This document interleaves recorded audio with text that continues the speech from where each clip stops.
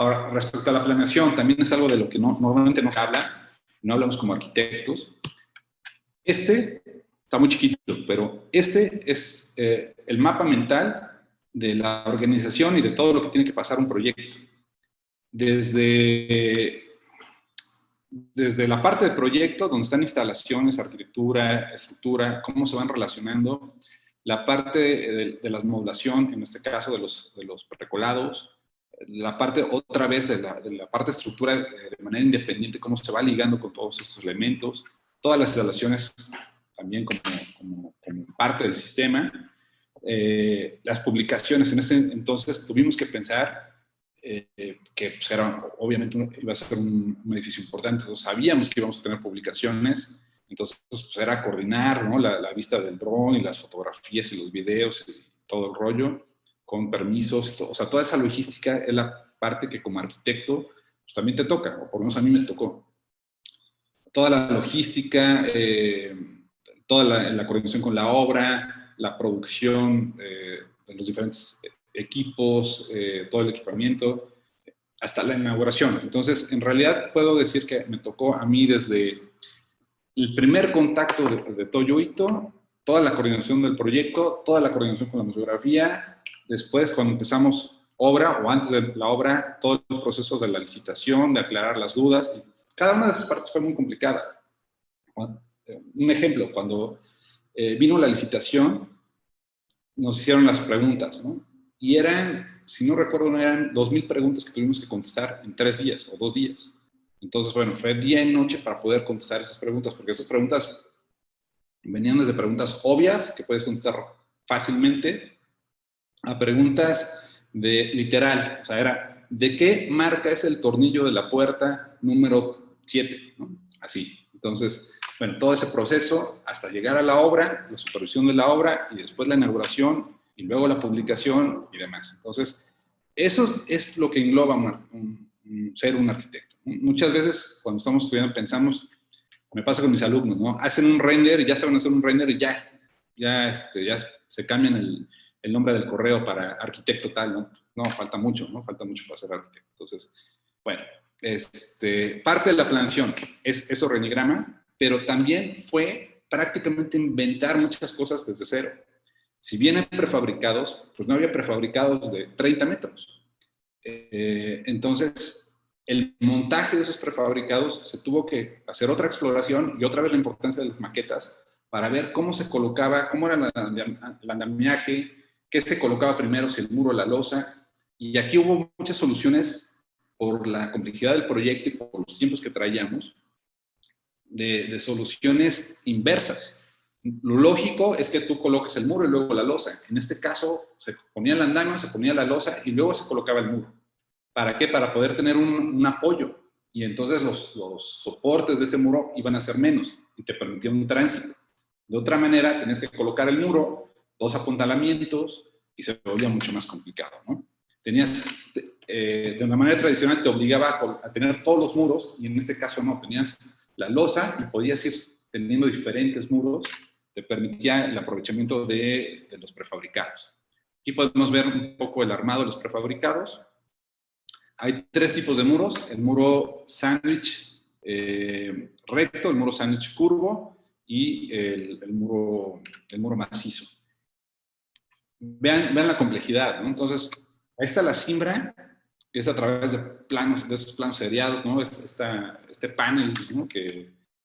O este panal que se forma para poder hacer el elemento lo más rígido posible. Luego viene este acabado fenólico para tratar de no tener imperfecciones en el muro. Recuerden que la cimbra pues, pasa cualquier defecto. Y ese es otro invento que se hizo, que fue poner como una sandwichera donde se hacían los muros rectos.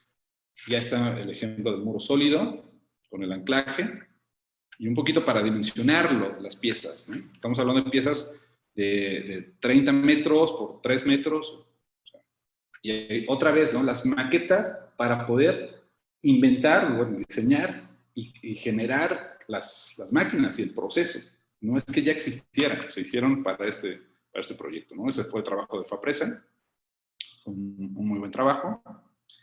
Y aquí hay otra maqueta también que fue sumamente importante para poder entender los vanos, los pasos de instalaciones y la complejidad que tenía un solo panel.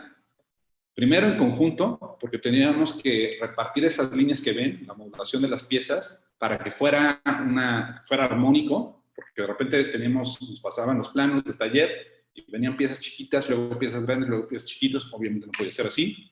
Entonces se los mandábamos de vuelta y hacíamos una modulación arquitectónica. Después nos decían, no, pues, se pasa de los 3 metros, tiene que ser menos. Entonces, bueno, venía otro ajuste. Ya una vez que lo teníamos a nivel arquitectónico, resulta que el paso de instalaciones pegaba entre módulo y módulo y no podía hacerlo, nos convenía moverlo. Entonces, era cambiar todos los planos de instalaciones. Entonces, tuvimos que convivir instalaciones, estructura, arquitectura, prefabricados, todo a través de estas maquetas, ¿no? Y luego planos de taller. Ese trabajo de coordinación de instalaciones nos costó 6 meses.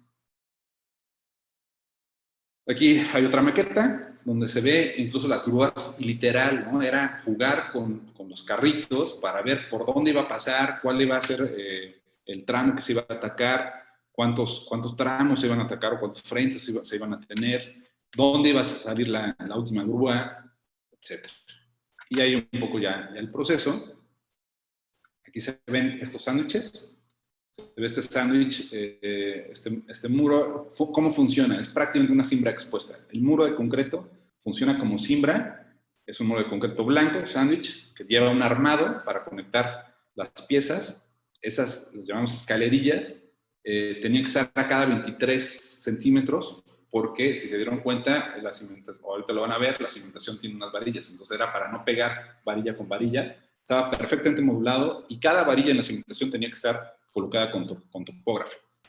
Están huecos, ¿por qué? Porque el concreto blanco es mucho más caro que el concreto gris. Entonces, una manera de eficientar costos fue hacer las caras expuestas blancas y el interior concreto gris. También aprovechamos ese hueco para meter las instalaciones. Por eso tenía que estar perfecto. No podía ser como una obra tradicional donde el contacto es más para acá, pues ranura y ya luego le echas un rapellado. Aquí no, aquí tenía que estar perfecto todo. Acá está un poco el proceso de obra. No ha habido preguntas ni nada. Supongo que está súper claro o no se entendió nada. Pero bueno. Acá está un poco ya el proceso de obra. También una complejidad brutal, ¿no? Llegamos a tener casi 20 grúas en su momento. Al principio pues, había muchísima seguridad. Después no es que no hubiera seguridad, pero las prisas nos llevó a tener eso, varios frentes al mismo tiempo, ¿no? Por acá se ve una persona, ¿no? Ahí está una persona subida conectando las instalaciones. Las instalaciones venían y él tenía que conectar las instalaciones. Entonces aquí podemos ver cada uno de los pasos. Y tenemos un control bastante estricto. Tenemos controles de obra en la planta. Bueno, tenemos controles en la planta de manera interna, supervisión externa en la planta para verificar que el producto que saliera correspondiera al plano. Una vez que llegaban a la obra, se verificaba que fueran las piezas correctas y luego se colocaba. Y aún así tuvimos 2 errores. Aún así hubo 2 errores donde el hueco, porque había partes donde el hueco no pasa, sino solamente de un lado para que la instalación venga y ya baje, ¿no? Por ejemplo. Y nos pasó en uno de los muros donde estaba al revés, ¿no? Y el hueco estaba del otro lado. Entonces, afortunadamente fue en un área de servicios de escalera. Ya lo dejamos así para no repetir el muro, pero son de esos aprendizajes que tuvimos, ¿no? ¿Por qué se hizo un prefabricado? Por tiempos, por costos, porque fue mucho más barato que hacer una obra colada en sitio y el control de calidad que acabo de mencionar. Aquí pueden ver todas esas piezas, cómo son piezas diferentes. Son 701 piezas y todas diferentes. Entonces, aunque puedan parecer iguales cuando lo vas a visitar, aquí pueden ver que a lo mejor aquí hay una con un hueco y ese hueco significa que es un refuerzo diferente o que la de la izquierda a la derecha varía unos centímetros, entonces es otra pieza diferente. Por supuesto, como supervisión tuvimos que enfrentarnos con la constructora a tratar de hacer las cosas lo mejor posible, aceptar cosas, a otras no, a negociar. Y aquí Hay una anécdota que luego les cuento, que era justo eso, el desfase entre un muro y el otro muro, ¿no? Entonces, de repente nos llaman por teléfono y nos pregunta la constructora que cuántos centímetros teníamos de tolerancia. Obviamente los japoneses, que los tenemos acá prácticamente viviendo con nosotros, también atentos, muy atentos a la supervisión, yo sabía que la respuesta iba a ser cero, ¿no? Cero tolerancia. Pero también entiendo cómo funciona la gente en México y también entiendo cómo funciona la constructora y los tiempos que teníamos también muy cortos. Y sabía que la constructora, si nosotros le decimos que no había tolerancia, pues iban a hacer un desorden. Entonces, lo que llegamos fue a acordar que la tolerancia de desfase era de 1 centímetro. Entonces, ¿perdón? Arqui, disculpe una pregunta. Sí. En este tipo de proyectos a lo mejor no tan convencionales en México, ¿cómo se manejan las normas de construcción? O sea, ¿cómo se aplican las normas de construcción que hay en México? Pues igual que en cualquier proyecto. En cualquier proyecto tienes que revisar las normas. Aquí el tema es qué norma manda, ¿no? Porque por supuesto hay muchas. En caso de Puebla, pues está la de Puebla, puede estar la de México, o puede estar una norma internacional. Entonces, en este caso lo que hicimos fue aplicar la norma más estricta. Si la norma internacional era la más estricta, aplicábamos esa. Si la norma de Puebla era la más estricta, aplicábamos la de Puebla. En cuestión de materiales, instalaciones, resistencia al fuego, etc. No sé si con eso respondí tu pregunta. Sí, Arqui, gracias.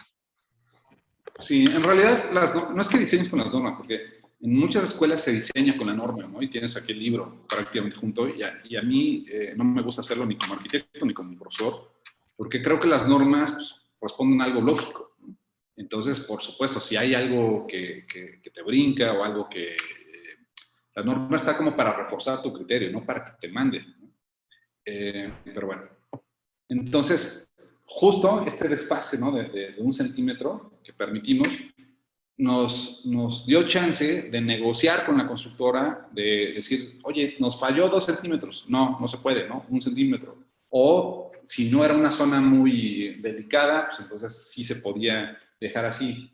Pero, por ejemplo, en el exterior tuvimos muchísimo cuidado porque parece una tontería, pero 1 centímetro o medio centímetro, que puede parecer ridículo, puede parecer demasiado exigente, en realidad cuando lo tienes en una fachada y le pega al sol, ese centímetro o ese medio centímetro, con la inclinación del sol, de la luz, se hace muchísimo, se hace sumamente evidente. Entonces, ahí había que ser muy exigentes. Aquí pueden ver lo de las varillas que les comentaba, ¿no? Cada 23 centímetros. Diferentes grúas, porque había una grúa que cargaba el elemento, tal vez había otra grúa que lo jalaba para poderlo inclinar, y tal vez había otra grúa en la misma pieza para poderla rotar. Entonces, era un trabajo sumamente complicado. Supongo que algunos ya vieron este documental de Sin Manual, ¿no? Ahí se ve, creo que bastante bien el drama de la obra. Aquí podemos ver los andamios. Y bueno, el cómo trabajó la gente fue impresionante, ¿no? Estos andamios, pues que vean el volumen, ¿no? De repente, o sea, ya los colocaban en un día, ¿no? Al principio se tardaban, y por supuesto el tema de la planeación que les decía, esta chamba que a mí me tocó de ser gerente de proyecto prácticamente de este proyecto, de esta obra, pues era ver los cronogramas y de repente eran los reportes, ¿no? De la constructora. Es que no vamos a salir en tiempo porque colocar los andamios nos tardamos una semana, ¿no? Y de repente, bueno, pues ya eran tan eficientes que se colocaban en un día y de repente decían, vamos a quitar andamios. Me acuerdo que estaba haciendo un recorrido, en lo que me di la vuelta ya no había andamios, ¿no? Lo quitaban de una manera impresionantemente rápida. Aquí podemos ver las zapatas, como les comentaba, son zapatas corridas, mayor ciencia. Ahí el tema, la complejidad es el anclaje entre el muro y la zapata. Aquí está la conexión entre muro y muro. Hay ciertas varillas que conectan y luego, digamos, eran como castillos que se conectaban y luego metíamos varillas en medio y, por supuesto, el colado era colar todos los muros al mismo tiempo. Aquí lo vamos a ver ahorita en la losa. Estas ventanas que se ven es para las losas. Entonces, en realidad, el proceso de colado era a cada 2 metros. Cuando llegábamos a la losa, se colaba losa y esa parte del muro. Al mismo tiempo, era un colado integral y eso te daba la firmeza para el muro, ¿no? Es prácticamente un monolítico. Aquí están los muros de 33 centímetros. Y aquí se ven las losas del bubble deck. Aquí se ve mucho más claro. Esas losas es un sistema que se llama, danés, que se llama bubble deck. Fapresa tiene la patente. De hecho, nosotros contactamos a Fapresa por las losas y después nos vendieron el sistema constructivo, idearon el sistema constructivo de los muros y entonces lo vimos de una manera integral y empezamos a trabajar con ellos todo el proyecto. Esas losas, ¿cómo funcionan? Es una prelosa de concreto, luego viene esos armados simplemente para contener las esferas y luego viene una losa o un armado como si fuera una losa maciza y eso te permite, o las esferas te permiten tener aire, te permiten tener un vacío, de tal manera que se aligeren las losas. Aquí lo podemos ver. Ese es el único muro de concreto que se hizo, pero es hacia una bodega. Y ahí fue un poquito la prueba, ¿no? Porque la constructora, cuando se les presentó el sistema, pues la constructora no quería hacerlo, porque era algo nuevo, era algo que no sabíamos si iba a funcionar o no iba a funcionar, o bueno, había dudas. Por supuesto, siempre es más fácil construir con lo que has hecho a con lo que no has hecho. Y entonces la constructora empujaba que se hiciera de concreto colado en sitio. Antes de eso fuimos a hacer un recorrido con los arquitectos de Toyoito a varios edificios de concreto y ninguno pasó la prueba. En realidad, tuvimos que reconocer que en México no sabemos hacer un concreto colado en sitio o aparente bien hecho, ¿no? ¿Por qué? Porque es un tema de control muy estricto. Desde los lotes de cemento, arena, el control de humedad, los climas en Puebla son tan cambiantes que es muy complicado, o en México son tan cambiantes que es muy difícil tener la misma humedad en un lugar. Un volumen de concreto tan grande para todo el edificio, bueno, pues simplemente era tener muchísimo guardado del mismo lote, era muy complicado. Entonces, al final de cuentas, nos optamos por prefabricado. Este fue el muro que la constructora pidió chance de hacer para ver, garantizaba que iba a quedar bien. Bueno, cuando lo terminaron, ni siquiera nos dijeron nada. Se dijeron, o sea, vamos, no había manera de competir, ¿no? No había manera de hacer. Tuvieron que reconocer que, pues, que no se podía. Aquí podemos ver estas ventanas de instalaciones. Estas otras chiquitas son de pasos de instalaciones. Y ahí es donde tienes que hacer planos de pasos y planos, muchos más planos de los que normalmente nos dejan en la escuela, ¿no? Como planos arquitectónicos, cortes, fachadas, instalaciones y estructura y ya. Pues en realidad hay un montón de pasos, de planos que se tienen que hacer, ¿no? Muchos más. Pero para que se den una idea, para la licitación se sacaron 2.500 planos. Ya después, para todo el proceso de obra, todos los as-built y todo lo demás, y los planos de taller, se calcula que fueron 10.000 planos. Entonces, para que no se quejen cuando los profesores les piden ahí los planos. Bueno, aquí podemos ver un poco el proceso de obra, la escala del edificio. Y esto fue bien importante. Esto también, muy pocos lo vivieron, muy pocos lo supieron. Los tiempos estaban muy complicados. El edificio, con toda esta complejidad que ven, son 18,000 metros cuadrados, con toda esa complejidad constructiva de instalaciones y demás, teníamos que terminarlo en 10 meses. Entonces, y la obra civil se tenía que hacer en 6 meses, la colocación de muros, losas, colados y demás. Entonces, bueno, por supuesto, los tiempos fueron muy cortos y el esfuerzo fue muchísimo. Entonces, se trabajaba día, noche, días festivos. Bueno, y al principio, la constructora, sobre todo Fapresa, bueno, pues presionaba a los trabajadores y al principio pues, se les castigaba, se les descontaba el día Después, pues ya no le importaba si les contaban el día. Después se les daba premios para que fueran. Ya no sabíamos qué hacer, ¿no? Me acuerdo que una vez, creo que fue en Semana Santa, se rifaron motos, ¿no? Porque no sabíamos cómo hacer que los trabajadores fueran en Semana Santa, ¿no? Ustedes saben que los trabajadores en obra, pues Semana Santa es inamovible, no se puede tocar, ¿no? Pero aquí había que trabajar y no se acababa. Entonces, literal, se rifaron motos para que la gente fuera y así. Hubo un momento donde ni castigo ni premio funcionaba, y entonces lo que se hizo de una manera muy, muy inteligente fue una presentación como esta, de quién es Toyohito, el proyecto, hacia dónde iba, la importancia del proyecto, vamos, todo para que los trabajadores entendieran lo que estaban haciendo. Y eso fue un cambio abismal, un cambio de actitud, y creo que estoy seguro que gracias a eso, gracias a esa presentación, se pudo terminar a tiempo.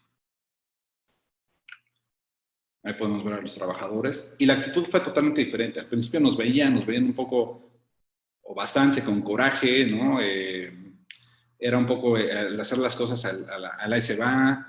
Y bueno, cuando entendieron la importancia del proyecto, al revés, o sea, pasaban, nos veían ya con cierto respeto, ya nos preguntaban si algo no salía o no podían, nos preguntaban cómo podían hacerles.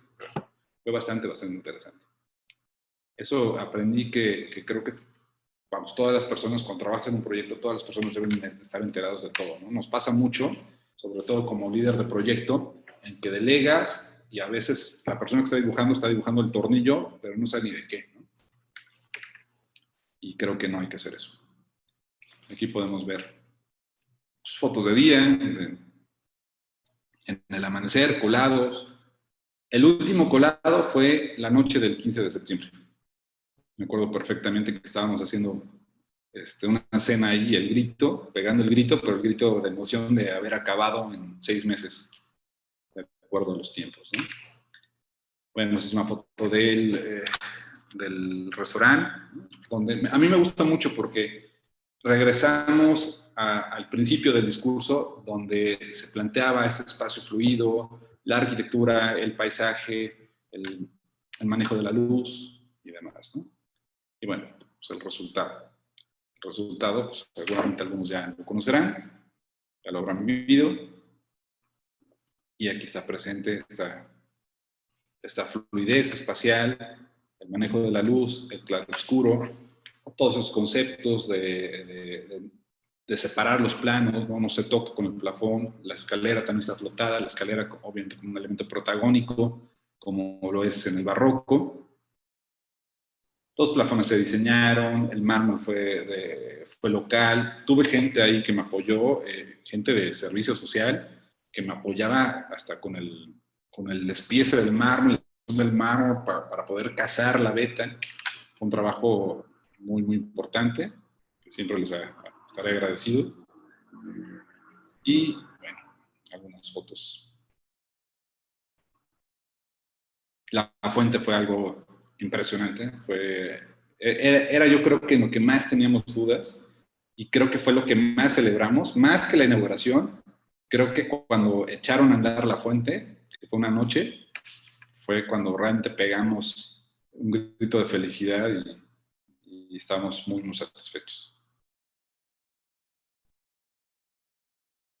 Aquí se ven los macumas, o un macuma, con toda la complejidad, y siempre entendiendo que un elemento funciona para varias cosas, ¿no? Esa cruz funciona de alguna manera para rigidizar los muros, pero también funciona para sostener el cristal, también funciona como canalón de agua, porque ahí no se ve, pero no se percibe, pero la pendiente es hacia adentro, entonces el agua cae hacia adentro y luego sale, es decir, hay un diseño de un doble canal. Ahí también funciona para la luz, entonces siempre eso, ¿no? Siempre los elementos deben de funcionar no para una cosa, sino deben de funcionar para muchas cosas. La cancelería, por ejemplo, pues, podremos hablar de cada uno de los detalles del museo. La cancelería pueden ver que no tiene marcos, sino que están a hueso. El marco está adentro para poder tener o percibir elementos solamente horizontales, de tal manera que se aligere, ¿sí? Que se pueda aligerar hacia la vista. Si nosotros tuviéramos el marco, entonces sería pesado. Entonces, este concepto de antigravidez, ¿no? Está siempre presente, ¿no? Y bueno, por último, bueno, pues está mi nombre, está... ¿Qué más? Bueno, ¿no? Es un poco lo que estamos trabajando como despacho. En este último semestre prácticamente nos sentamos con el equipo a reforzar lo que es la imagen del despacho, porque pues, ha habido tanto trabajo que siempre es como un proyecto y otro y otro y otro y otro, y no teníamos o no hemos tenido tiempo para establecer las redes sociales y muchas cosas que yo traía en la cabeza. Entonces, ahorita estamos trabajando en publicaciones, estamos trabajando en cursos, próximamente va a haber un curso justo del manejo de la luz, que me parece fundamental y está presente en todos los proyectos. Estamos haciendo publicaciones. Ya tengo algunas publicaciones, pero ahorita quiero hacer publicaciones más para el acceso de los alumnos. Estamos trabajando también en diferentes aplicaciones y bueno, ahí vamos. Entonces, si alguien quiere el contacto, pues ahí está. Pueden escribir al correo o seguirnos en las redes o directamente un WhatsApp, ¿no? Entonces, bueno, pues eso sería todo. Muchísimas gracias.